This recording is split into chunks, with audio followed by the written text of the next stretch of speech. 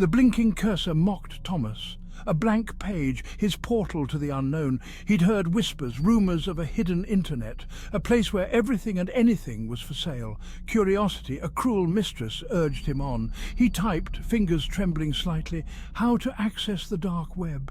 The screen flickered. Lines of code like an ancient language scrolled before him. A wave of dizziness washed over him, the air thickening. This felt different, wrong. A low hum emanated from his laptop, the room growing colder. He pressed enter. The familiar blue of his browser morphed into a grotesque parody. A grotesque onion-like symbol pulsed at the center. He was in.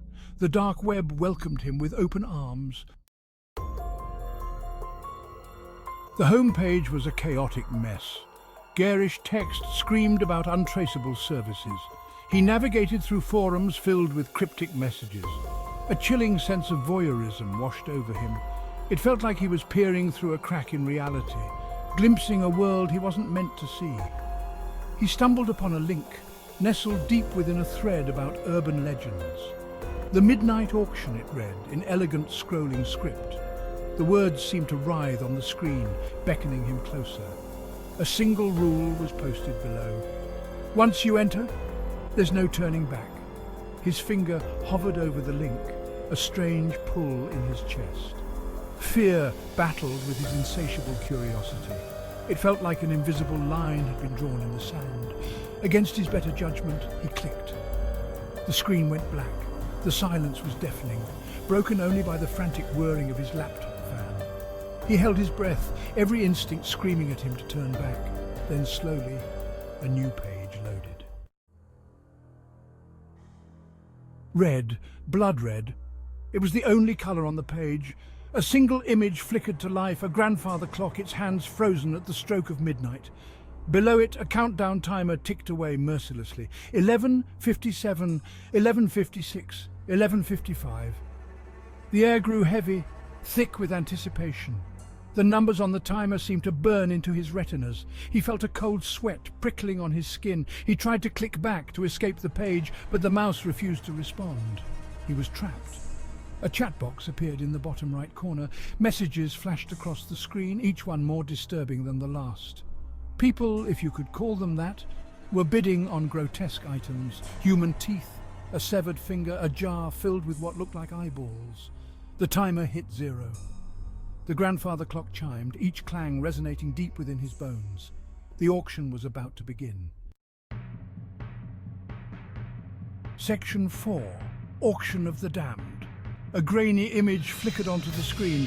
A young woman, bound and gagged, stared back at him with wide, terrified eyes. The bidding started low, then escalated quickly.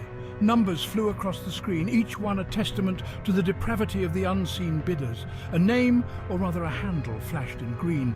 The Puppeteer. The winning bid was astronomical, a number with too many zeros. It read simply, I see you. Section 5.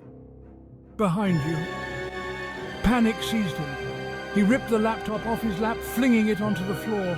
The screen cracked, the image of the woman's terrified eyes staring up at him. He scrambled back, heart pounding against his ribs like a trapped bird. He could feel it now, a presence in the room. Cold, calculating eyes boring into him. He was no longer alone. The room seemed to shrink, the walls closing in on him, suffocating him. He fumbled for his phone, his fingers trembling so badly he could barely dial. He needed to get out, to escape, but his legs felt like lead. He was paralyzed with fear, his blood turning to ice in his veins. A low growl echoed from the corner of the room. He didn't need to turn around to know he was right. He was not alone. Section 6. The Real World. He woke up with a gasp, sweat coating his body. His heart hammered, remnants of the nightmare clinging to him. He was in his bed, familiar surroundings a welcome sight. He took a deep breath, trying to convince himself it was just a dream. But the fear lingered. He glanced at his laptop, the screen dark and lifeless. Had it been real, or his imagination? He decided to never tempt fate again. The dark web held no appeal for him. Some doors are best left unopened, some things are better left unseen. He got out of bed, the floor cold beneath his feet. He had a lot to process, a lot to forget. But as he went about his day, a nagging feeling remained. He couldn't shake the feeling of being watched, and that somewhere the puppeteer was watching him too.